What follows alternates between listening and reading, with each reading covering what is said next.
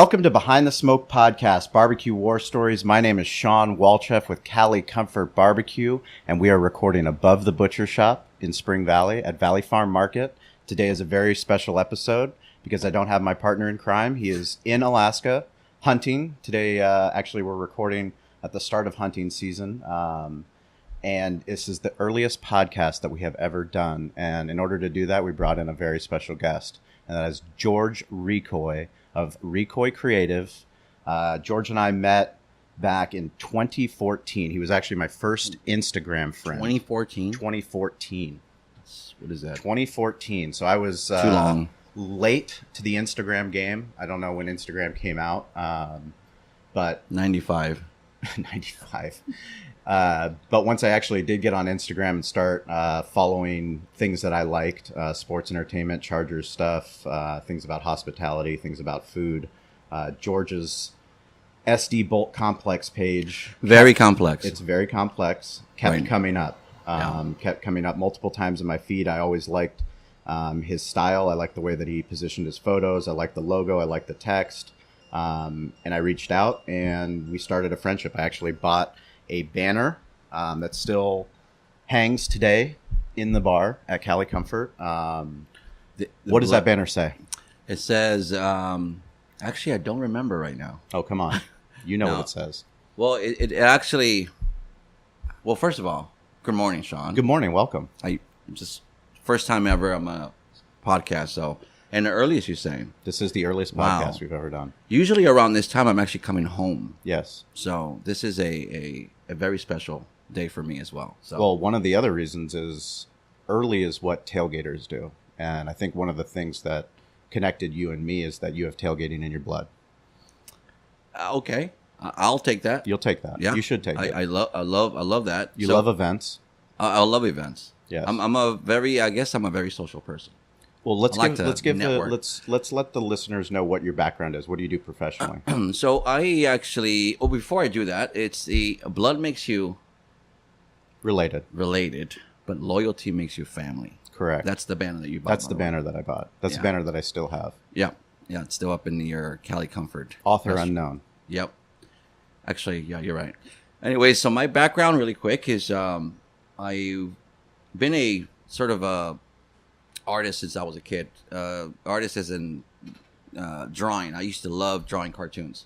As a matter of fact, my so-called tagging name back in the day when I had friends that were... You were also, a tagger? I was a tagger. Really? I was a graffiti artist tagger. On public space? No, not really. So that's the difference. My tagging was mainly on books, maybe locker rooms here and there. Not walls, binders and whatnot. And I used to love cartoons so much that my name was Tuner. They used to call me Tuner. Anyway, so from there, I just decided to... Were you in a gang at that point? No, there was no gang affiliation. How old were you? This is in middle school. Middle school, high school, whatever. So instead of paying attention in class, you were... I aced my art class, by the way. You did? Yeah. That's good. There should be more art classes, so there's less tagging. I've been a big art. proponent of that. I didn't like math too much. Didn't like English too much, as you can see in some of my grammar. Anyways, so I had this huge connection with mascots later in the days after I loved you wanted to be a mascot? Cartoons. No, I just love the history of mascots. I love the sport mascot histories. You know, I started getting into a lot more than just the sport in general. I was mainly more interested in the mascot logos and whatnot. And from there, I just wasn't really looking into any angle to get into mascot creation. I just loved it so much, but I didn't know what to do with that, you know? So one day back then when there was no computers in my life yet, I was drawing a lot, and I did a graphic logo for one of our softball teams called the Crazy 12 Pack. In high school? This is a little bit after high school. Crazy 12 Pack? Crazy 12 Pack. That was our softball league. And this was what? Oh, just like a adult league? Yeah, it was just a beer league type of. It wasn't a high school team. No, it wasn't. And our logo was the infamous friar swinging a kawama, which is a 40-ounce beer. You know, 40 ounce. 40 ounce. Nice. Yeah, so that was my logo. What kind of 40 ounce?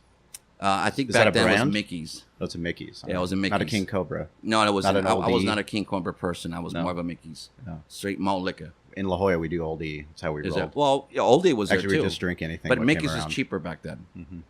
So anyway, I took this drawing of our softball team, and I went into a silk screener, local shop down the street called RC Silk Screening. And my friend Ramon, who's the guy that basically got me into graphic design, he saw my drawing. He says, "Yeah, we can definitely put on a shirt." Blah blah blah. Next thing you know, he's like, "Hey, you ever play around with a computer?" And I'm like, "Not really." And he gave me this access to his computer, which is back in the day was like an old Apple Lisa, which is like a big square box. Mm-hmm. You know, there was like Oregon Trail type. It was just a very generic looking Apple computer, but it had like this software that was you can play around with type. And that's when I basically that's the first time I actually was exposed to. And it was an Apple computer. It was an Apple computer. That's interesting. Yeah, I know. This is interesting, right? And that was the first time I actually sat down and started. So no computers in your high school. There was computers, but they weren't focused around. You're design. old, right? 1972. 1972 is when you were born. So I was hoping this would be the 72nd 72nd episode. No, this is 71st episode, which is fine. I'll take it. No, it's interesting because it's interesting how people fall into their craft. Yeah. I think, for me, I'm a Y2K baby is what I like to say, a fringe millennial. I was graduating the year 2000. So, wow. The way that we all view the world. I feel so old now. Don't you? Around you. I mean, there's things that I say to Corey and Brian that they're like, I don't have a clue what you're talking about. You were, wait a minute, you graduated in 2000? Class of 2000. That was the end of the world. We were supposed to. That's right. It was it. The Y2K bug was coming. I graduated in 91. So that's. There you go. I think, was it like electricity still back then? I don't know. Well, that's interesting. So Apple computer. Apple computer, he basically just said, "Hey man, you have a skill, you should take on graphic design." And I'm like, "Yeah, cool, thanks, man, whatever." So none of your teachers told you this? No, that's the thing. This is back in, I want to say before, I want to say 95, 96, around that time. And there wasn't really a big push on graphic design yet. It was sort of like still kind of like starting. It was a new industry, fairly new industry, but there was designers back then, but everything was more the old fashioned way, which is ruby length cutout boards. Typography was typed and then you place it on certain for composition and stuff and whatnot. So it wasn't, computers was not the tool that people were doing, using. So anyway, so my friend Ramon's like, you have to check this school. It's called Platt College. It catered to graphic designers. And I think nothing of it. I was just like, well, whatever, it's cool, And when I came back to pick up the shirts, he asked me again. I go, here, sit down and play around with this computer software.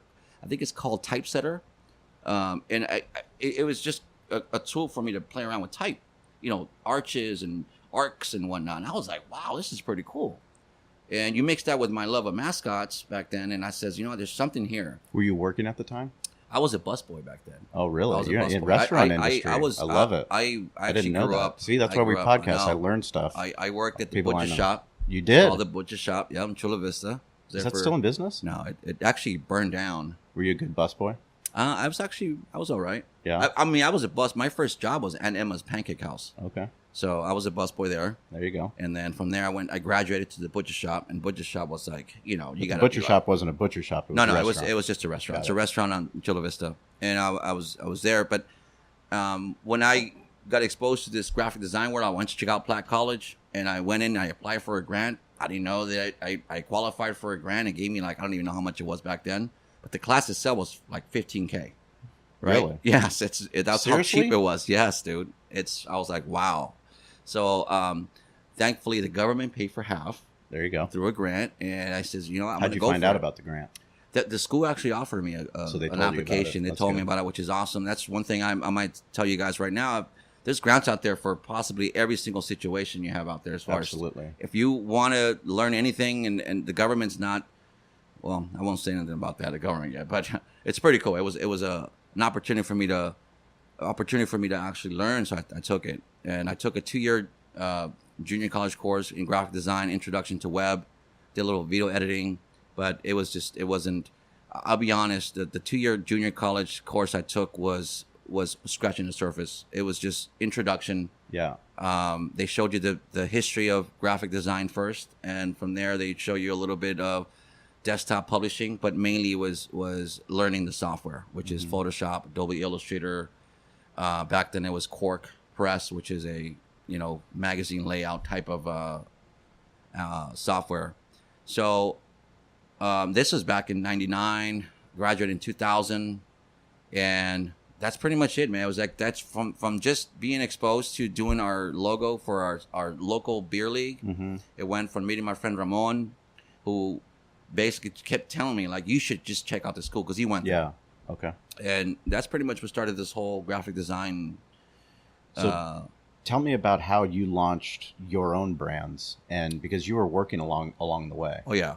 Because I mean, one of the things I admire about you is you have always done the side hustle. So it's never been something where, I mean, you're always pushing the envelope. You're always trying to make yourself better. You're always trying to come up with new designs, new gear, trying to position yourself and always learning. I mean, that's one of the things Derek and I love about the podcast platform is it forces us to continue to learn stuff. You know, we learn about hospitality, we learn about barbecue, learn about events, learn about graphic design, learn about, you know, we have Scott Heath from president of Fox 5, how you run a TV channel. You know, how does Scott Kaplan embrace the digital age? You know, what is Jim Trotter doing at NFL Network? That's one of the, you know, coolest things is access. You know, we're talking about access to information.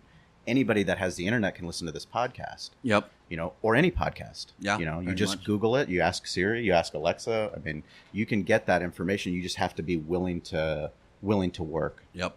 I can tell you something in behind this whole podcasting thing was I drive to Poway every day for work, Chula Vista to Poway, which is about a 45-minute drive every morning.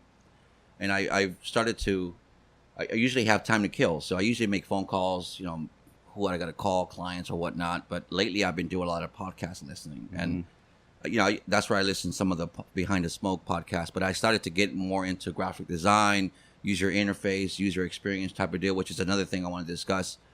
The industry itself in graphic design has taken a huge demand for graphic user interface and web user interface and user experience designers. Huge demand right Unbelievable. now. There's not enough UI UX guys. And for mobile too. Mobile specifically. It's not, you know, user interface and user experience is for everything you can think of as far as But product. designing for desktop doesn't make sense. Designing for desktop? Well, yeah. If you're looking at a long-term view, you've got to look at mobile. Well, your mobile you just experience. have to take in consideration of all different devices when you design something. Correct. You know, like a web or app, you got to account for all the optimized dimensions that you can think of. You know, so but listening to the podcast, opens up ideas. Yep. And obviously, you know about our Flight Club / Happy Hour podcast. That's which basically helped us launch Behind the Smoke. Yeah, I remember that. You gave us credit for that, which I'll always give. Corey and I and Derek, we will always give you. I mean, you designed the logo. You guys just went for it, man. You guys took what I remember. I wasn't even in the podcast when we interviewed you. Yeah. For a happy hour, I was in the Philippines. You were.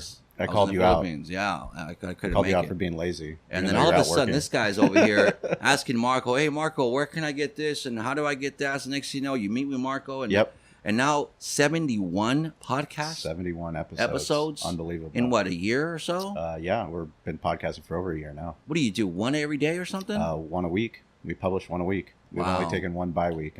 Take notes, Marco. We need to like, I don't know if it's the coffee he's drinking. I don't know what it is, but part of the thing is, you know, exactly what we're talking about is podcasting makes you inherently curious. So when you find somebody that you connect to or a topic you connect to, it forces you to want to learn. And that's one of the things my grandfather always taught me was he was a medical doctor, but he never stopped learning. You know, I remember, you know, when I was older in high school, you know, going places with him, and he would always take pamphlets from, let's say we were on a trip, he would go to the tourism place and he would take every book there. And I'm like, why are you wasting time on that? You know, they're just selling you stuff. He's like, there might be something in here that's worth learning about. And if we would go on a tour, he was the first person next to the tour guide asking all the questions. And when I was a kid, I was embarrassed. I was like, you know, let the tour guide just talk. Yeah. But he always had a question to ask because he wanted to learn more. The podcast has forced Derek and myself and our team to try to bring on guests that people want to listen to, that they can learn from. I mean, we have people that own butcher shops that listen. We have restaurateurs. We have people that love to grill. They want to open their own business someday. They want to do events.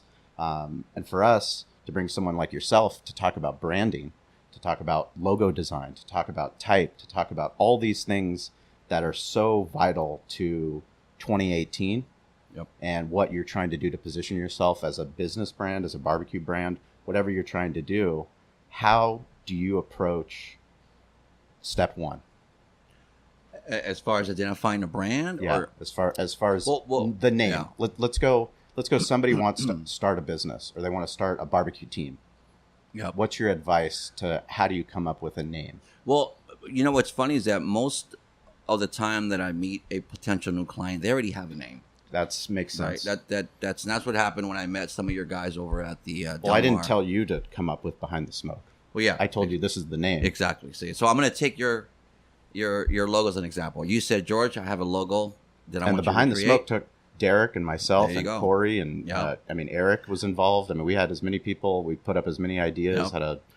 Hey, what is it going to be? It's a barbecue podcast, but not every episode are we talking about barbecue. I mean, we're not just talking about cooking meats and cooking brisket, and we want to talk about the business. We want to talk about the shit that people don't talk. Like, I went to business school at Boulder at CU, and I stopped taking business classes. I became a sociology major because the stuff they were talking about wasn't sexy. It didn't fucking interest me. It wasn't attracting enough. No, it wasn't. So to answer your question, a lot of the majority of my clients, they already have a name, or they have an idea what their name's going to be.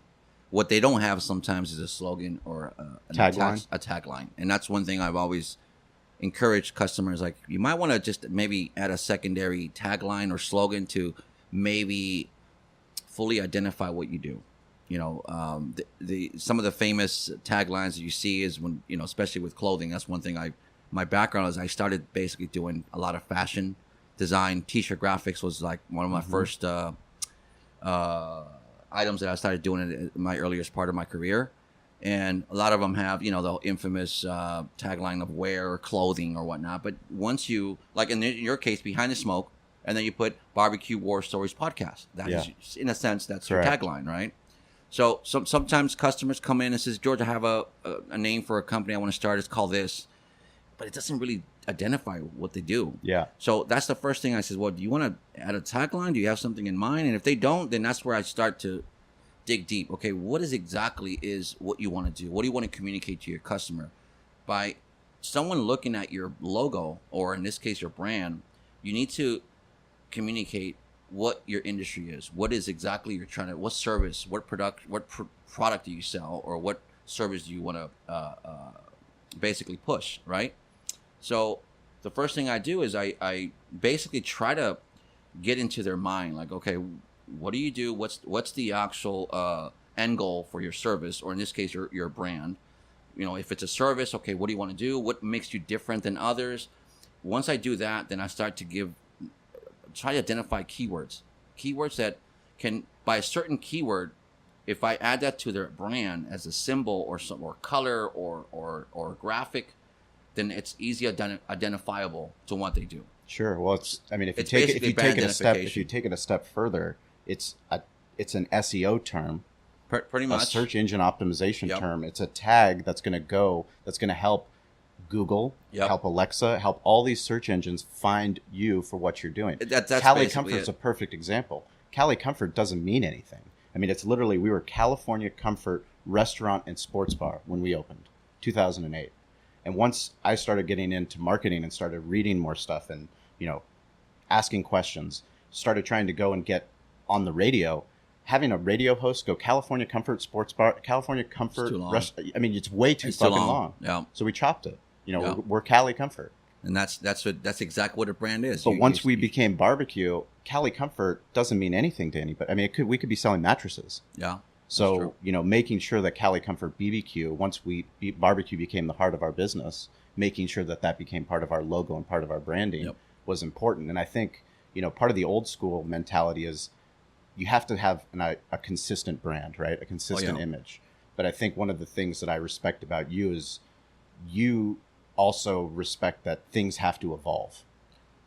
Us as a business, we've changed from the breakfast restaurant that we opened. It was a country breakfast restaurant. And then we added the sports bar, and we became a barbecue restaurant. Then we became a place that stood for our community, that anchored in, that started doing barbecue festivals. So we've changed, and our logo's changed, and our, some people have criticized me, basically for saying, why are you changing your name? Why are you doing those things?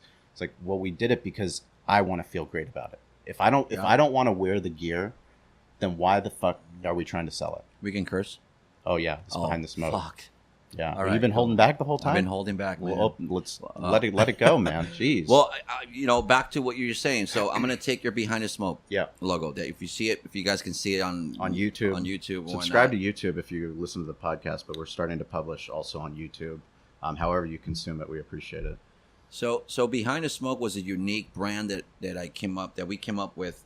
As far as the name itself is pretty long.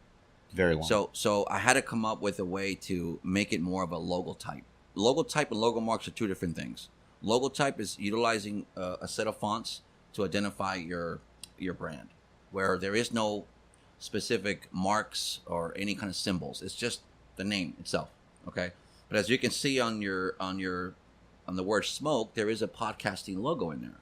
Yes. You know, and instead of the logo, the podcasting logo being some sort of like a sound wave. There's a small little sound flame wave in or there. a microphone. Yeah. I mean, that was the design element that you. So it's supposed to be a microphone / flame, whatever you want to call it. But that's the key ingredient to make it more of a attachment to your brand, which is Behind the Smoke. Which is compliments to you. The design is so good that we've actually have another Behind the Smoke YouTube page that has taken essentially your design and copied it. Oh, I saw that. Yeah. Which is not the first time. It's not the first time. It's not the first time. There's always plagiarism. Well, that's part of the game. I mean, it's one of those things. It's like, well, are you upset about it? I don't give a shit.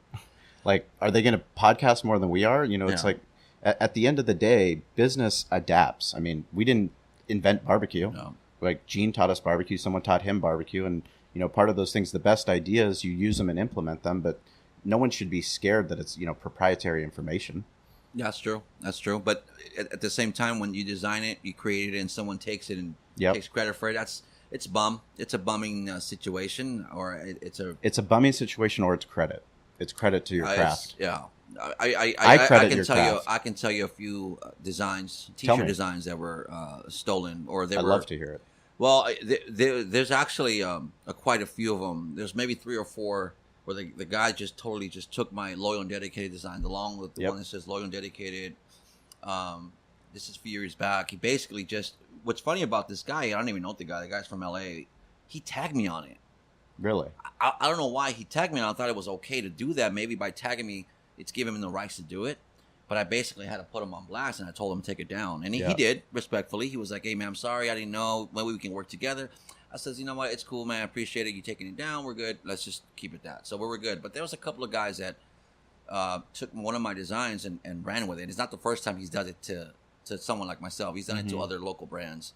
I forgot the guy's name. I don't even want to say his name. Say his name. I don't remember. That's the thing. Oh, well, that's even better. I'll find out. But this person has done it before, and it's supposed to be flattering when someone takes your design, because that means you made it in some sort of design world. But it still sucks. Well, I mean, it sucks to some degree, but ultimately, that's if you worry about the short term. If you're worried about the long term, you care about your craft. And at the end of the day, if you keep working on your craft, you're going to outlast somebody that's knocking shit off, because you're getting better. You're developing as the technology evolves. You're working with clients. There's so many things that are happening in 2018 that when you're talking about logo, when you're talking about the name of a company or a rebrand, you have to talk about what's their social handle.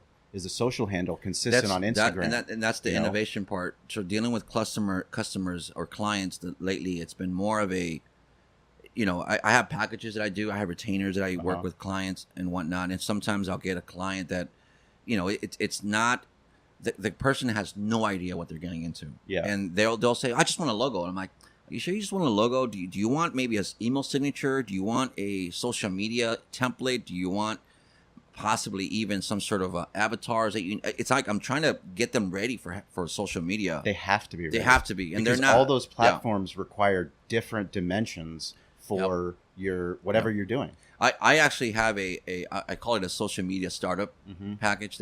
It's basically, it has to do with their branding or avatar or their what do you call it? Their social media templates, I call them, right? Where the graphic, their logo is. You've done it for us. It's like basically like a template. You give us a Facebook cover, profile. There's so many things that you have to start off with. Twitter. Every single one of them, those dimensions are different. And that's one thing I wanted to talk about is the difference between logo and brand identification or branding. Logo is just, hey man, can you do me a quick logo? a quick look. Well, Don't they you always love a say- quick? They always say that. I love it. I want it cheap. Can I you want it just- quick. Can you But just this is give me going to a quick- represent everything that I want in my business. Yeah, it's not quick. It's not quick. It shouldn't be and, quick. You know, you'll get customers that don't have the budget, or they're like, I just want something quick. Okay, I'll give them something quick. Like sometimes it could be just some sort of, actual service. Local, family-run business, and they don't want to spend too much time. And I'm like, okay, respectfully, I give them a nice logo. They love it. They run off with it. We're good, right? But then sometimes I'll get customers that don't know really that they need more than just their logo. You need a brand, which now we're talking about brand standards. We're talking about colors. We're talking about the whole package, right? And those are the customers that I love to grow with, because they're a startup, but they also have a better vision than the guy that just wants a logo really quick. Yeah. You know what I mean? Of course. So actually, you're one of them. I mean, I can honestly say all the stuff that I've done for you, whether it's Behind the Smoke, some of the shirts I did for Cali Comfort. I remember we did like a series. We did so many shirts. I mean, we did. I mean, that, one of the coolest things, we've had Matt Savant on this podcast. We've had Ari Siegel on the podcast. But the San Diego Gulls as a sports That's right. team, Yep. you and I, we love sports so much, but we also love the business of sports and the branding of sports, and how does it make a fan feel?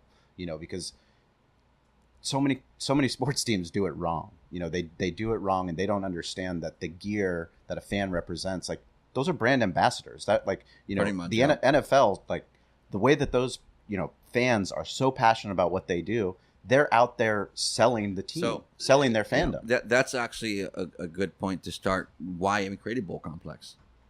Bowl Complex was created because there was a huge void on cool, swaggy, like, shit that I like to wear. Yeah. I'm a huge Charger fan. I still am a Charger fan, by the way. Right? Everyone knows that. Coming the last one standing over there. Yeah. So, but if anyone is in LA ever at Carson, come by and say what's up, because we'll be at the tailgates all season long. So Bowl Complex was started because actually it was used to call Bolt Exchange. Bolt Exchange. Yeah, that was the first time I introduced Bolt Exchange, and what the was reason Bolt Exchange. I don't remember. You don't remember. I don't remember. You just wanted it quick. You just wanted it quick. It was. I'll tell you the story behind Bowl Complex. There was no name. There was no Bolt Exchange. There was no Bowl Complex. It was more. I did a few shirts for when the Raiders came down to play the Tampa Bay Bucks for Super Bowl. I don't even know which one. The one in San Diego. Yeah, it was. I was actually the one in San Diego. I was studying in Spain in Alicante. So that was 2002. 2002. Probably. I was already fresh. I was a year out of college. I already had a computer. I had a G3 back in the day, one of those old aqua-looking things, right? And I did a T-shirt called Raiders Suck. It just said Raiders Suck on it because I wanted to give it to my friends. Well, we had a huge Super Bowl party. And one of my good friends, Willie, ended up giving LT a shirt on one of his Thanksgiving giveaway turkey. Those, he gives away turkeys for Thanksgiving. And my friend Willie ended up giving one to LT. And LT just grabbed it and put it on his shoulder and went on his way, right? That was 2003, 2004 when he was a rookie. Mm-hmm. I'm not sure what year. I think it's 2002 when he came in. Fast forward to a fan fest. San Diego's fan fest, Chargers fan fest, At Qualcomm Stadium. I'm in there in the stands. Everyone's getting ready for the season, and lo and behold, on the big jumbotron, big screen, LT's wearing the shirt. No way. Yeah, Raiders suck. But he had his arms crossed, so it looked like it says Raiders on it. It was a black shirt, and it says Raiders, and at the bottom it says suck. So he's wearing the shirt, and everyone's like, "What? Why is freaking our guy wearing a Raiders shirt?" And my friend Javier, who I was with at the time, he's like, "Hey, Javier, yeah, of course, Javier. he came to Canton with us. Yep, Canton. Yeah. Canton." And we looked up, we're like, "Wow, dude, this guy's wearing my shirt." And then as soon as he put his elbows down or his arms down, the whole stadium just started like, "Ew," like they were all happy. That was like your this aha. guy. That was your aha moment. That is my unofficial start. That was my official starting point to making an actual business. Yeah. I says, "There's something here with T-shirts." You were already working full time. I was. Well, actually, no. You weren't. I was actually. Man, I was going job to job. I was driving around, delivering parts. I couldn't find a graphic design job, man. Really? Yeah. It was crazy. It was crazy. But you saw I didn't even know this story. That's unbelievable. It's actually part of the history of how Bowl Complex started. It was very complex. It's right? very complex. Very complex. It still is. It's actually more complex. So LT is wearing a shirt. Everyone's happy about it. I was at the time. This is 2004. 2005. I started that right before I started working for Osiris, the shoe brand. Mm-hmm. I was doing odd jobs here and there, and I finally got a job with Osiris, which is a skateboarding brand locally here in San Diego back then.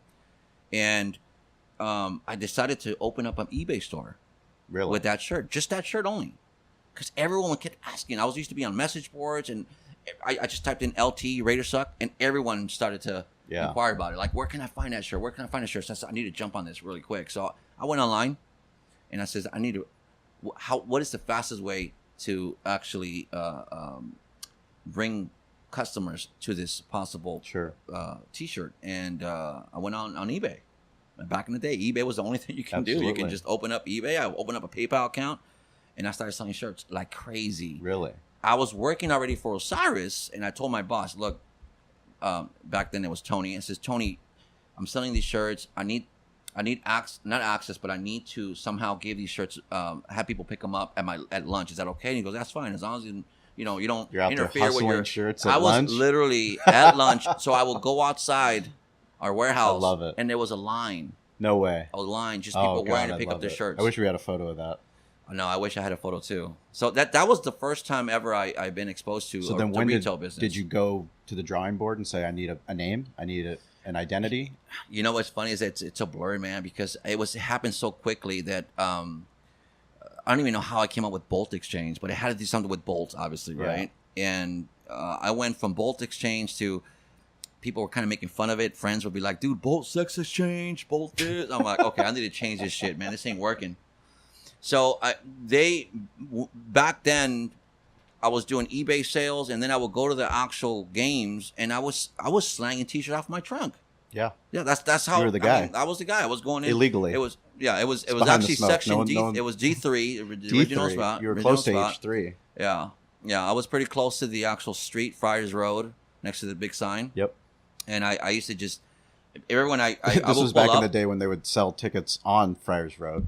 Yeah, remember that? Yeah. And I would just pull up, and people would just knew who I was, and I'll just start slanging T-shirts. Wow. And it was nothing more than just Raider Suck shirts. Maybe I started to kind of like explore different ideas, but back then it was just more for fun. Yeah, it's always been for fun. And my dad always says, if you love what you're doing and you're making money off of it, hey, great. It's considered a hobby.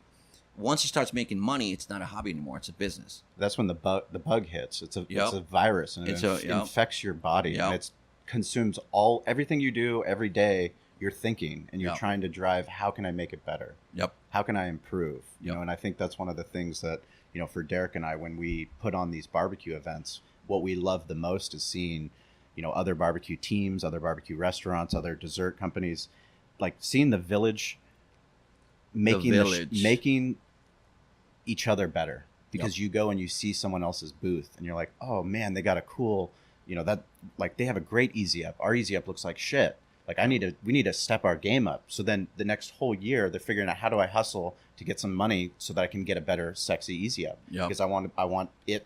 This is who we are, and this is what I want to stand out. Well, now I need a hat. Like, well, now we need shirts, for the team. Like, we got to represent who we are. Now you start selling those shirts. That becomes your company. That becomes, for Derek, when people are wearing Valley Farm stuff, it means it's family. I mean, that's 62 years of business, and it's him taking that family business into the next generation. When we go out to a different part of the county and someone has like, I'll wear a Cali Comfort shirt and I'll go to a Costco up in North County, and someone's like, oh, Cali Comfort, you know that place? I'm like, yeah, I know. I'm aware of it. Like, I love that place. Yeah, the owner is nothing feels better. The owner's a piece of shit. I heard he's a piece of shit. No, it's so. But that true. goes to the branding. The brand is how does it make you feel? How does that logo make you feel? We talked about this a few days ago, but when we did our Andre Agassi, he said image is everything. Yep. And it's not just personal introduction. First impressions. It's not just between human to human or person to person. This is your brand or your business has to basically have a cohesive look throughout every single freaking platform you're going to introduce the public to. Yep. Whether it's social media, whether it's business cards, it's almost like you're basically you're unidentifiable if you don't have an actual identity. Yes. And a lot of I see a lot of people spending when they're starting their business, they spend a lot of time on business plans and doing this and financials and all that. And that's obviously very important. But one of the things I learned working with Marco, the story behind Marco and myself, I've known Marco since, I don't even know, 10 years, 13 years ago. And I worked for him. He was actually my boss at this place called Anacom Media, which is a marketing and design agency. Mm-hmm. And he was one of the partners.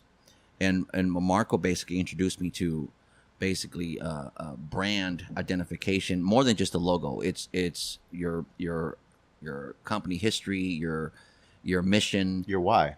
Exactly. It's basically your DNA. You're creating your DNA. It's you communicating to the world that aha moment that you had when LT was wearing your shirt. Yeah. Yep. Because you want that for the people that are buying that. Yep. That's why the people are lining up at lunch, because they're leaving. I mean, they're leaving their fucking work to get to you. I mean, that's how much they wanted that shirt. And I'll be honest, feed off of that. I sold a lot of shirts, but there was no branding. I didn't have Bolt Complex or Bolt Exchange. I didn't have it yet. That was the start. That was just like, okay, here's a demand. Mm-hmm. Here is, I went to Ramon, the guy that got me into graphic design. I says, Ramon, I got this shirt. It's selling like crazy. I need to sell more. And I did a few batches here and there. And I've never talked to LT. I never had the chance to thank him. But everyone knows that follows the whole Bolt Complex history, knows what happened with LT. Basically, he in a sense basically started it for me, by wearing that shirt. I don't think if he would have worn that shirt, I don't think I would be where I'm at. I mean, as far as creating Bolt Complex, Bolt Complex has been around since 2003, 2004. It's been around for a while. And I'll be honest, I try to make it as an actual business where I depending on sales to feed my family. I have a wife with 2 kids. It was hard. It's hard. It was hard. Retail business is retail brutal. Business in general has changed because of the Walmarts and Amazons. Yeah. Retail is not the same what it used to be. So anyway, so back to the LT days when I was slanging these shirts off to the back of my old work, Osiris. I ended up doing eBay. It was cool. I was getting sales, but I was still doing freelance. I was still doing branding. I wasn't doing whole packages yet. It was just, logos here and there. And then I started doing more web design and art direction for web design. And that's one thing. Back in early 2000s, there was no Squarespace. There was no Big Cartel, which these are just templates that are made for you to just go in, create a website, pay the monthly series. You had to pay $10,000, $15,000, $25,000 to get a website. It's ridiculous expensive Absolutely. to do. And it was unbelievably cheap now. Now, anyone, if you wanted to get a website, you can get one. You can get make 10 it minutes, yourself in 10 minutes. 100%. Get a domain through them as well. Squarespace, Big Cartel. There's so many of them. But make sure you have your logo first. Yeah. Well, actually, if you find a unique domain name that's part of your business, grab it, register it as soon as possible. Sure. That's the first thing I could tell you. GoDaddy. And then GoDaddy, or I use one-in-one. Okay. .net, which is not in one.com. That's a porn site. One-in-one.net is a basically the same thing as GoDaddy. Perfect. Anyways, so that's basically what started this whole Bolt Complex, and I did a few brands here and there. I got Loyal and Dedicated. I did that. My very first T-shirt line. I don't know how we started about fashion here, but my very first T-shirt line was called Demographica, and I did a trade show in Vegas. This is back I was basically doing Bolt Complex, doing T-shirts on the side locally, and then I started doing Demographica, which is more like my slogan was, God, I remember I'm so bad with when it comes to my slogans back in the day. Something in regards to human data. It was Demographica. It just means characteristics of human data. That was my slogan. And Demographica was the first line I ever created, a full line. I had a whole T-shirt line. I had a website. I went to 2 trade shows, one in Vegas, one in San Diego, and I sold actually shirts in Japan. No one here in the United States bought any of my shirts. Really? Yeah, it was interesting. I was like, okay, cool, but. This is back in around 2000, I want to say a little bit 2003, 2004, the same time I was slanging all these shirts. And I was already, I was actually I was already married, actually. I got married in 2001.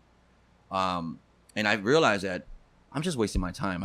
This is not going to pay my bills. Yeah. So I was going back and forth on should I go back to school? Should I? Because my junior college was exactly what it was. It's a junior college. You just barely touch the surface, right? Yeah. So I says, you know what? I started to realize that you can basically learn any skill online. It's unbelievable. It's back then there was no Skillshare. Mind blowing. It's you don't have to go. The people that I was working with at Osiris, my friend Persue, my friend Tom McKinney, are the guys that got me into the industry. None of them at the time went to actual school. I think Dave's the only one. But being a graphic designer, a lot of it is skill that you already inherited through your creative mindset, right? Yeah. Your creative inheritance, or whatever you want to call it. All you got to know is how to use the software. So you can actually just go online. Back in the day, you could just go online, download a pirate version of Photoshop and Illustrator, and you can learn from it. Well, I mean, it's even beyond that. There's people that are creating businesses to teach other graphic designers by creating a podcast, by creating a YouTube video, because information is so accessible. If you have the internet, I mean, my grandfather was born in a village in 1919 in Bulgaria, third world country, literally nothing in his village. He was supposed to be a farm boy. But because his grandfather taught him how to read, he started reading everything he could get his hands on. He literally read every book in the village. He had to go to another village to get access to more books. Yeah. In that same village, which my wife and my son just went this summer. I saw that. That's pretty cool. Internet access. That person can get a Harvard education for free. That's the times we're living. So whatever objection people have, like, oh, I don't know how to do it, or that's too complicated. Did you Google it? Did you Google? Did you watch the video? Did you listen? Like, because everybody learns differently. Some people learn by reading. Some people learn by doing. Some people learn by listening. Some people do it all. Yeah. Yeah. So there's this quote, or this thing my current boss right now says is, the genius is in the inquiry. And he got this term from this forum that we went to called the Landmark Forum, which is like a self-empowerment communication course that my boss pays for it. He says, you don't have to do it, but I'll pay for it. He wants to empower his employees. So he takes them to this 3-day course. Sure. And that's one of the powerful messages they tell you is that genius is in the inquiry, which basically means you could become a genius if you just ask questions. You're going to be good at something if you just keep asking questions. Learn from it. If you don't know, say you don't know and just ask a question. And that's what your grandfather did. Yeah. He asked questions. He read books. You keep asking questions. And you become good at it. I mean, you won't be a professor at it, but you become knowledgeable enough to say, okay, I can actually do this. But being curious and being inquisitive and always learning is something that the best leaders in the world tell you that they don't know anything. And they continue to learn. You have to be an empty cup. Yeah. When you're an empty cup, you're basically saying, I can keep receiving information and knowledge. If you think you're a full cup, you're just blocking everybody from telling you what to do, and you think you know it all. Mm-hmm. It's those guys that don't become leaders or don't advance. They just, actually, I know everything. I'm a full cup. I can't do anything with that. You know what I'm saying? So I mean, I think one of the things, I listened to Tim Ferriss's podcast and Gary Vee, and they always talk about the people that you surround yourself with, and then the friends, the people that are closest in your circle. And if you surround yourself with people that bitch and complain all the time, you're going to bitch and complain too. You're going to bitch and complain too. And that, and that includes family too. If you allow that negativity into your life, that's what you're going to, there's no chance that it doesn't spill over. But if you find positive people, or if you find people that are doing amazing things, even if it's not in your field, it will make you want to be better. You will want to stay curious. You will want to get involved. Yeah. There was this, we talked about this today too. I actually told you, hate is easy. Yep. But love takes courage. And I'm not even sure who it was that said it. And I put it out there because if you, like you said, if you are around negative people, and it could be, like I said, it could be family, it could be friends, it could be coworkers, then guess what? You're all going to be negative. You're going to be affected by the emotions around you. But if you hang around with the positive people, or leaders, or just you get empowered by their leadership. Absolutely. And it's currently infectious. That's currently what I think I'm going through. Throughout the years, I've had many jobs. I worked for Osiris I was an art director for like 8 years, 7.5 years, almost 8 years. Then from there, I went to work with one of my friends, OG Abel, which is he's almost like a West Coast. He was basically almost like, he took what you normally see on West Coast gang type of clothing, and then he basically made it where it was crossing boundaries. Anyone appreciated his art. It wasn't just the homeboys. You told me about him. Remember? A while back. Yeah. And he's still doing it. Staying. He's been in business for, I don't even know, 10 years or whatnot. Maybe actually less than that. But I met him when I worked at Osiris. He did one of our shoe designs, which sold a lot, and he became my client on the side. I was doing websites for him, and he offered me a job to work with him. And I was commuting to Chino Hills, or actually Pomona in a sense. It's a border between those two counties, the cities. And I learned a lot because he relied on me to do a lot more than just T-shirt graphics or not T-shirt graphics. I was doing, that's the first time I started to handle more than just T-shirt graphics and catalogs. I do a lot of, that's one of the things I did the most work at Osiris is I was doing a lot of catalogs. You've worked with Canelo. Canelo was one of my clients. Cool to put him on blast? Yeah, no, I don't mind. I mean, Canelo Alvarez, even though he's coming up. Fight night's coming up. He's got, actually, when this podcast drops, it'll be fight night at Cali Comfort. Is that right? Triple G, too. Yeah. I know. So, I did a lot of these catalogs. And those people are finding you on the internet. Yep.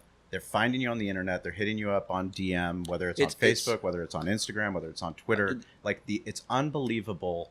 Once you find something, you can search by hashtag, and you find a topic. Hashtags. Back to what we were talking about, like what does your company, what does your brand, what does your business represent?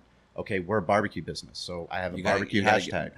I'm searching a barbecue hashtag. Behind the smoke hashtag. Hey, that's a fucking amazing photo. Who took that photo? Then guess what? We're getting a photographer like Miranda. Building these network of people because you admire them because they care about their craft. Yep. They care about their craft. Yep. That's the thing that a lot of people don't know when creating a business is your brand identification is very crucial. Your mission statement and all that but if you don't have a good identity, it almost seems like your customers are not going to remember you. They're just going to see like, it's corporate and it's old school and it's the old way of doing it. And it's so personal. I mean, that's one of the things we talk about. Business is personal. Business is personal. Barbecue's personal. Events are personal. If you want to do something, like there's enough shitty stuff that people fucking hate some of their jobs. They hate going to work. And then guess what? They're going to go and complain and bitch. Like, guess what? They won't be happy. Yep. Do something that you love, even if it's on the side. You don't need to quit your job, but do it on the side. And that's going to take sacrifice. And that's some of the things that people don't want to do is sacrifice, that time, whatever you're doing with that time. Yep. People that come out to these barbecue events, I mean, as a tailgater and from 5 years of coming out to Spring Valley, I mean, one of the things that I've always loved and respected about you is that you don't talk about supporting your clients. You go and support them. I asked you to come and set up a booth and sell Bolt Complex gear. And not only did you do that, but you created the Spring Valley Tailgate Barbecue Festival logo. I mean, you helped us promote it. You helped, it was as if it was yours. Those are the best partnerships. You almost have to treat every client or every relationship when creating a design, or in this case, work for them, as your own. Because if I don't like it, you're not going to work as hard for it. I'm not going to work as hard. I've had some stories to tell you about where I despise their selection of the logo that I did for them. Why'd you give them that selection? Because that's what they wanted. I learned that's what they wanted. I learned. So usually when I do mock-ups for a logo for a customer, I do maybe 4 or 5 different versions really quick, right? And I don't do sketches. I used to do sketches. Now I just do like quick mock-ups, and they're not. There's 3 stages I do. The first stage is basically like almost like quick Logotype mock-ups, like the layout. And then the second stage would be, okay, you select which one you like. And then I go a little bit further on that. Third stage is, it's more detailed as far as color. I start to tweak some of the tracking, some of the kerning in between the letters and whatnot. And I add a few things here and there. And that's basically the final stage. But what I've learned throughout the years is, if you don't like what you're showing your customer, don't show it to your customer, because they're going to pick probably the worst fucking design that you can think of. So, and back then it was more like, I'm just trying to show a variety. I could do a lot more variety. I can show them a different, logos. And I've learned. You've learned. I learned. I said, man, I almost like, I had this client that, I keep bumping into this thing with my hat. They picked the ugliest one. I didn't want to put it in my portfolio. It's just ugly. I won't even mention it because they're my customer. Yeah. But I'm like, I don't like it, so I'm not even going to put it, So crazy. I love how this came out, by the way. Oh, I behind mean, the smoke. The way I see behind the smoke is if I were to put that on a shirt, I'll wear it. Yeah. And that's how I see it when it has to be that way. I mean, Derek and I, we talk about that all the time. Like, we're not going to do something if I don't want to fucking wear it. Why am I printing it? Why am I wasting my time with it? It's got to be fucking. It's got to be great. It's got to be. It's not just for t-shirt. I'm just talking about. But that's also sticker. quality. That's also quality. Yeah. You know, it goes to people. I want to print more, so I want to print more t-shirts at a cheaper cost. Well, the shirt's going to look like shit. You know, if I buy shirts for our servers as their uniform, and I buy a shitty shirt that doesn't last or is a bad color, guess what? They're not going. If they're not comfortable in it, if they're not comfortable in that shirt, or they're not proud to wear that shirt, guess what? It's going to be a more awkward service experience. That's true. Which is, you know, it's weird to think about, but it's true. I mean, think about when you pick out clothes. Like, I don't want to wear something that's not comfortable, right? Yeah, I mean, My wife's not going to let me walk out of the fucking house like that. Back to when I do these designs, back to Bow Complex, I wanted to create something that I thought was missing when it came to corporate sports or corporate franchises. Their designs were like very generic. Yes. San Diego Chargers. Whoop-de-doo. Yeah. Okay, cool. You know, and I started to realize that there's a lot of people that wanted a little bit extra, a little more juicy, creative designs. Not any trademark infringement. You made it for the fanatics. You made it for the people that are actually fucking tailgating. The season ticket holders, the ones that cheer for the team no matter what. Well, that's the H3 people, the Bolt Pride people, like those are the crews that no matter what, like this is an identity. This is a lifestyle. You know, it's a lifestyle. Exactly. It's more of a lifestyle. And I think it's something I've learned throughout the years is, you know, Behind the Smoke, it's a podcast. But you might have people that love the podcast so much, but they're also fans of your t-shirts. Yeah. Or your hat. They can basically relate to it. Sure. And that's how you got to look at it. Every single business out there, whether it's you're selling freaking organic fruits or whatever, you're creating a loyal following by putting some serious effort, or in this case, some serious investment on your brand identity. And if you don't do that, you're going to have basic guys or customers are going to like, oh, yeah, that's kind of cool. And they won't have an attachment to it. And it's the same on an interior business level when you talk about like invoices. I mean, how many people put out some shitty looking invoice or like they don't care about how their driver looks or they don't care about, you know, how their email signature looks. Everything matters. And everything communicates what you care about as a person and as a image business. Is everything. Image is everything. I mean, it really just comes growing down up to, as a tennis fan, my grandfather and grandmother, they put me into tennis, and I will never forget Andre Agassi. I will never forget that Canon Rebel commercial. Image is everything. Long ponytail. I mean, he had earrings. He was basically a fuck you to tennis. Fuck you, tennis. I'm who I am. Except that was just a brilliant creative marketing campaign. Brilliant. To this day, 3 decades later, people still talk about that. I mean, they probably teach that in classes. And this is, I think it was a Nike commercial, right? No, it was Canon. Oh, it was Canon. Yeah, oh, Canon that's Rebel. right. That's Canon, right. It was the Canon Rebel camera. Yeah, that's true. 1989. That's. I don't know why I thought it was a Nike. Because Nike does stuff like that. Yeah, Nike's. All the best brands do. Yeah. They make you feel. Well, and that's another thing about image is everything is you try to build a cohesive look or identify your brand.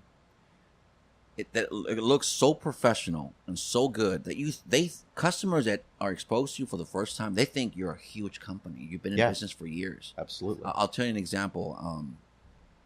You know, I've been running all these, you know, little brands that I've been doing. Loyal and Dedicated. I've done, you know, Bow Complex. I've done Must Be Nice. I did my first T-shirt ever that was Demographica. Well, one of the coolest things we did together was work with the Gulls to do a collaboration. Comfort Which complex. We're going to work on later today, I guess. Is that what I mean, the Gulls Colony. I mean, the Gulls fans. I mean, the front office. Everyone's rocking that shirt. I mean, we sold out of that shirt like the first night.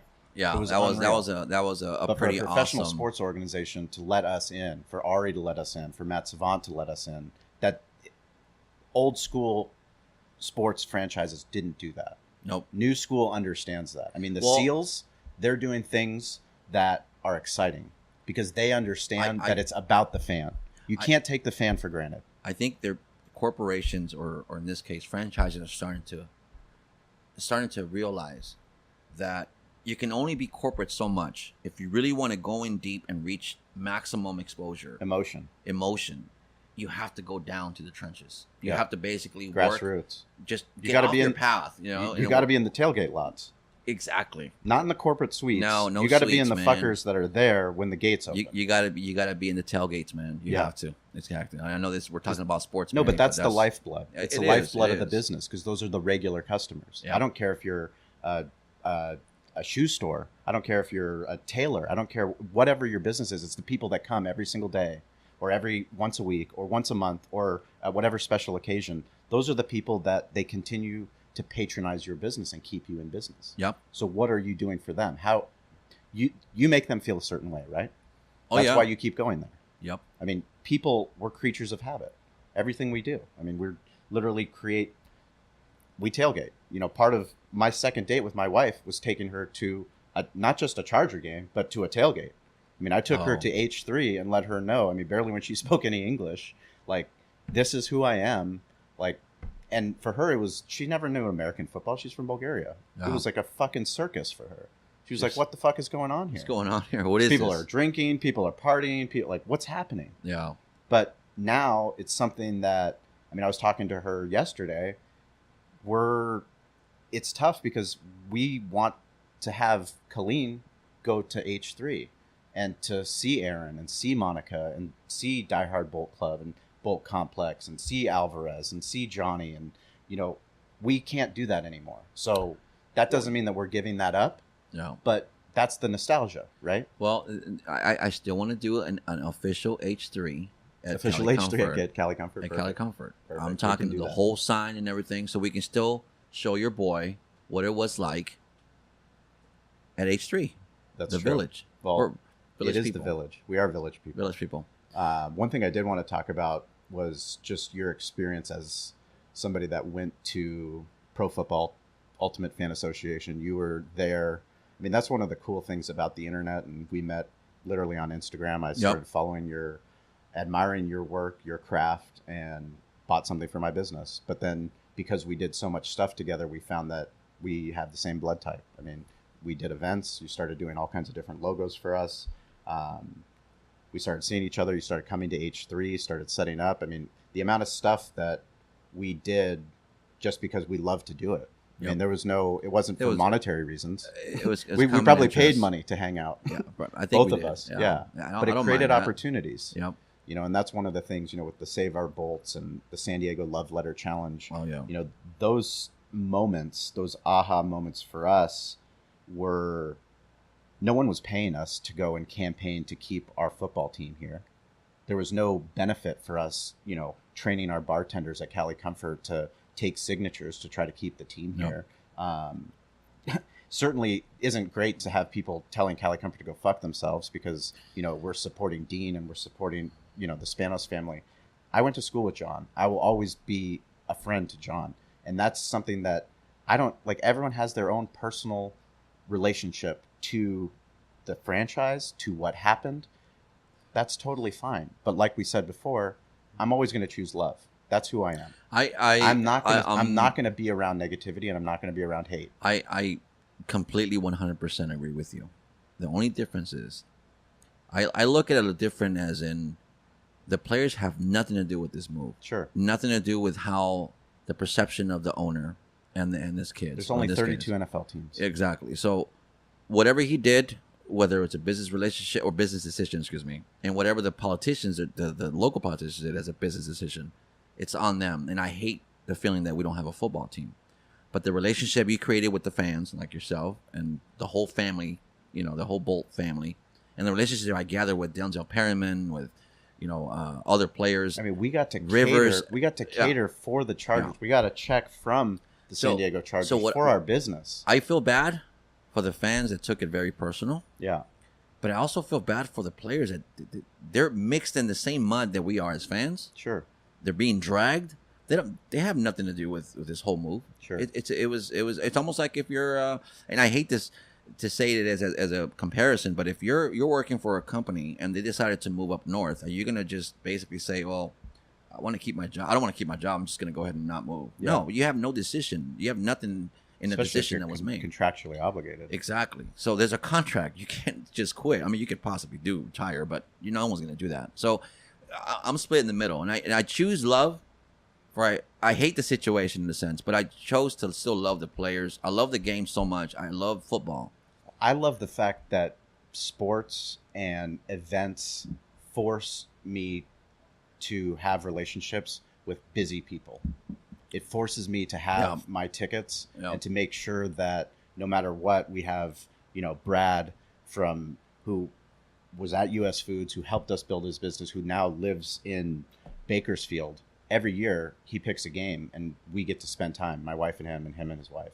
Nice. Like, that's the thing that for busy people, we get to spend that time together. And that happens at the Gulls games. That's why I love having Gulls tickets. That's why I love the barbecue events, is it forces people that we love, we respect, that have the same blood type, that want to do something good and want to do something better. Like, think big is one of the things that it's like, what can we do? We love San Diego so much. We love Spring Valley so much. We love our village. We love our restaurant. We love the butcher shop. How can we all improve a little bit every single day? Yep. Right. I mean, that's basically what you have to learn in life, really. I mean, if you don't, what can you do every day? I want to say to be a better person. Yeah. And I'll be honest. I'm not the perfect father. I'm not the perfect husband by no means, right? I learn every day, and sometimes I just did a post the other day. It says, "Hi, I'm George, and I'm a creator workaholic." I love that. I actually saw that. You saw that? Yeah. So it's almost like saying sometimes I may work too much, and I know you and I always we're the same. I mean, we're it's like I said, it's an infection. Like, I can't help myself. I would be fucking miserable if I couldn't. Like, if my wife didn't let me do it, but there's a balance. I'm not the perfect father. I'm not the perfect husband. And that's what I'm about to say. You saying that. I'm about to say that because my family, my two kids, my son, practice squad, Jacob, he's 12 and my daughter's 15, and right now they're in the time where they're in high school and middle school, and I get home sometimes too late. I get off at 6. I work in Poway, so I'm home around 6:45, 7 o'clock, and it's something I need to really understand what they're going through. They're going through probably the most changes in their lives. They need dad. They don't just need dad. They need family. They need mom and dad. Mm-hmm. And we're not a perfect family in any sense of the word, but we're trying, and we're being whatever I learned in life, I try to apply it to not just obviously family, but also in my business practice. And I'm up to a point where I have to really I have a call with one of my clients every Wednesday to go over their stuff every year, right? And I have other clients. You're one of my clients. I bother the hell out of you, which is fine. You try to set up boundaries, but no, it's important to talk about because for someone like me, I'm a needy fucking client. Like, I don't need anything until I need it, and when I need it, I bug the shit out of you until I get it. Which is fine. I sort of adapt to the client's needs in a sense, but in a very I try to approach it at a very organized manner, so I can get to it.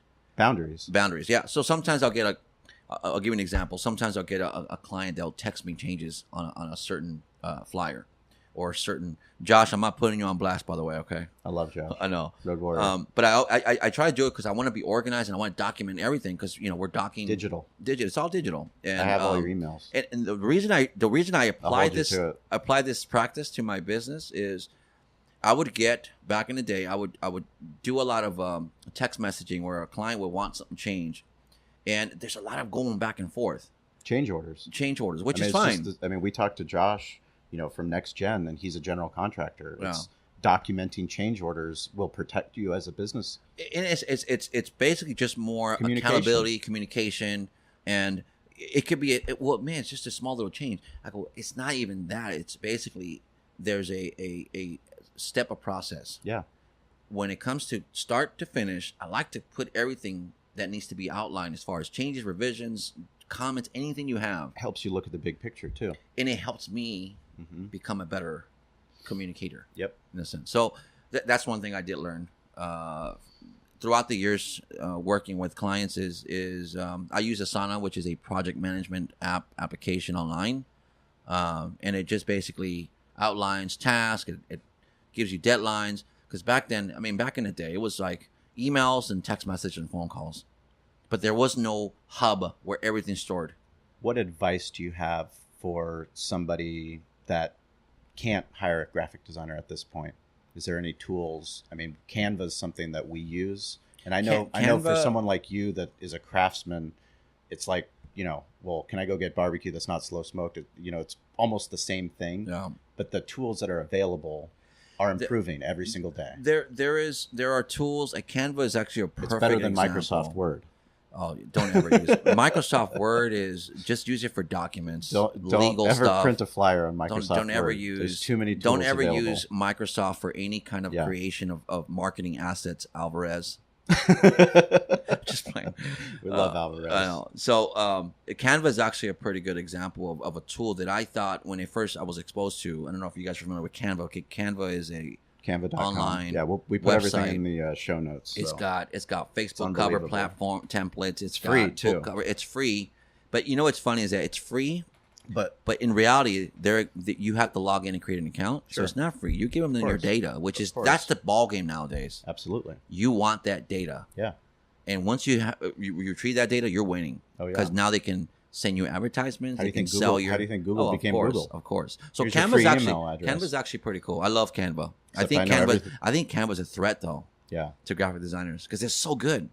Yeah, but they're so good, but they're limited. That goes back to what Derek and I talk about. The threat to retail, the threat to hospitality. Yeah, that's true. There's always going to be a demand for the craft because artists. Picasso, Michelangelo, these people that are doing these things, there's a reason why. It's because every fucking day they care about their craft. Every fucking day they work to be better, to be a master. And they're never a master because they're always working to improve that. That's true. I can tell you that I can speak for all designers out there, especially in the brand design world or logos. There's this brand, or actually this company, I want to say it's called Fiverr. Yep. You heard of it? Yep. Fiverr is a network of graphic designers. I'm not sure where they're from. Mm-hmm. If they're in some island remotely from Zimbabwe or something across Africa or Alaska. I don't know.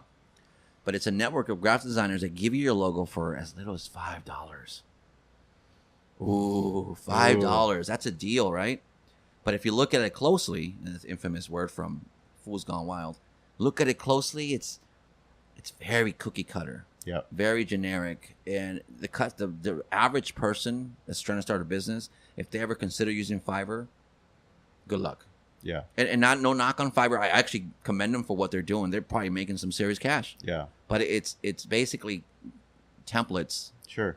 That don't have any sort of creative it goes ingenuity. Back, you get what you pay for. Yep, the infamous. Yep. Getting a graphic designer to help you through those questions that are so difficult that you're not even going to know are going to come up. Yeah. Then, if you already have those brand assets, and then you go to Canva, now I can create stuff without spending a lot of money on a graphic designer to create an event flyer for something that's a one-off event that happens at the restaurant. Yeah. Yeah. And here's another thing I want to bring up to this table here as far as graphic design. A lot of people have this perception that graphic designers are very expensive or they can't afford them, right? And that, I think that's a misconception in many ways. And I think in any business, if you want to acquire a service, you want to get as cheap as possible. Yeah. Right? But one thing about brand identification is I got this book called the Graphic Designers Guild Book. It's a pricing guild book. It talks about pricing throughout every possible area you can think of, whether it's county, city. It's published every year? I'm not sure if it's published every year. Is it online, or is it just it's a book cover? It's an actual book. Oh, wow. It's an actual book. But you have to revise it because prices change. Yeah. So you always try to find a good medium price, right? The way I see it is, I think I'm very affordable compared to like someone from like LA or someone like from New York or Chicago, because their expenses are a little bit higher than me. Sure. So I'm a little cheaper when it comes to the pricing medium for something like a website or a logo. I try to be very competitive, but at the same time, I'm not going to shortchange myself. No. Because of what I've been through as far as experience, software I got to pay for, blah blah blah. I'll give you an example.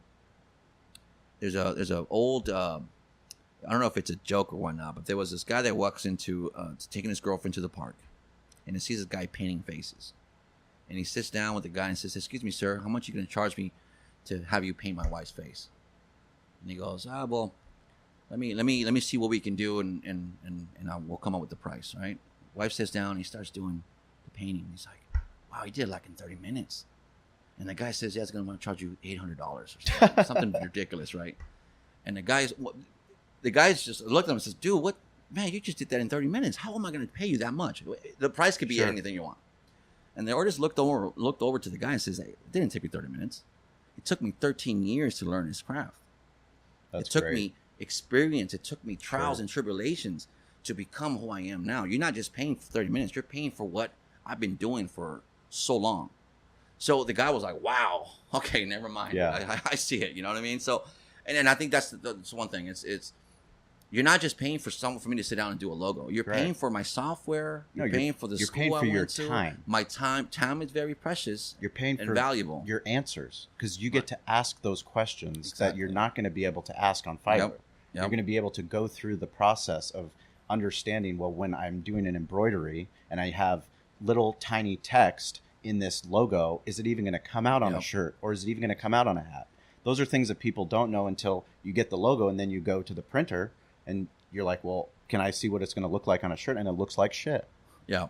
Right? You're basically paying for the knowledge that we've gained throughout the years, the experience, and we're basically doing it. We're taking the hits for you. Yep. You're not going to be going through trial and error. We've done the trial and errors before.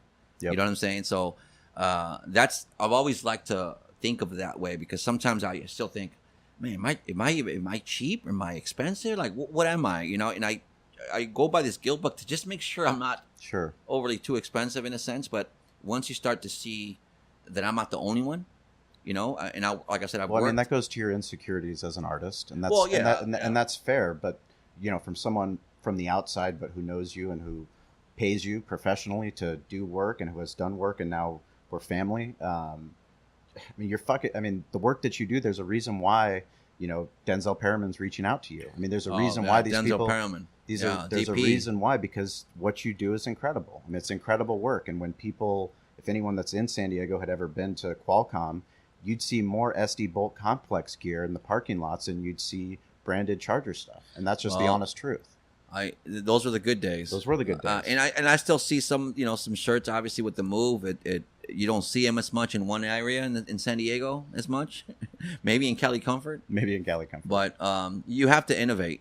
Sure. And you have to evolve, like you said, and that comes with any business. And that's one thing I had to do with them moving. Basically had to change the gears a little bit. But you evolve, and that's all that stay curious, get involved, and innovation. And create positive habits. Yep. Create positive habits that are going to help you improve your craft. How can people get in touch with you? What's the best way? Well, my website, RicoyCreative.com, which I literally just finished. Well, it's never finished. Websites are never finished, by the way. Right. Never. You're always going to keep changing. You have to keep improving. Instagram, Ricoy Creative, at Ricoy Creative. We'll put it all in the show notes. Yeah. I honestly want to say that the other areas that I'm trying to get into more and learn from, like you said, from doing, is user interface and user experience. So I'm also starting to get into that. You ever heard of Skillshare.com? I have. Okay, so Skillshare, if those people that don't know, it's an awesome tool. It's a subscription type based website, but you can basically learn. It's like YouTube. Yeah. But YouTube is a little bit more. Do they have any barbecue on Skillshare? I don't know. Actually, I never checked. Somebody that's listening to this podcast should go check that out. You should check it. Tell Gene to open up his own Skillshare video, and people are going to pay him for his skills. Yep. And he's sharing these skills online. That's awesome. You know what I mean? So that's RicoyCreative.com and Ricoy Creative on Instagram. Perfect. And, well, for anybody that's in San Diego or no matter where you are in the world, please reach out to George. He's a wealth of knowledge, even if you're not hiring him. Something I always appreciate is he's a great communicator. So no matter where you hit him up, he's got an answer for you.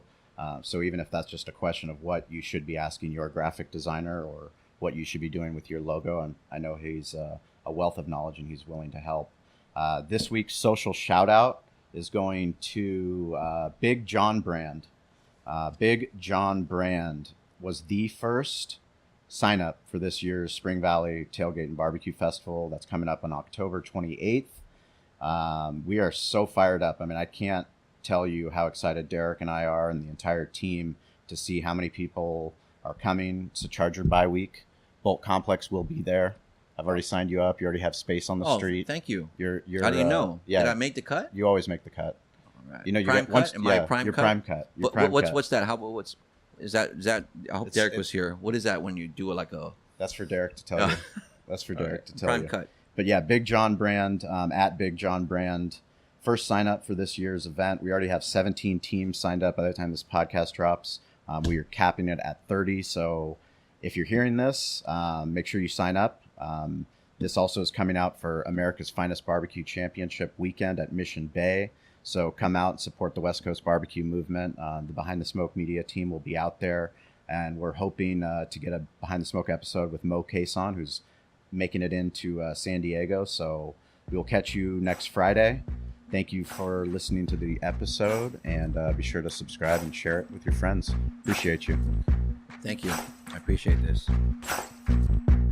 Hey guys, this is Shawn and Derek, and we just really want to thank you for listening to the podcast. It means the world to us. We'd like you to go check out behindthesmokemedia.com. That's our website where we have barbecue resources for you to help build your barbecue business.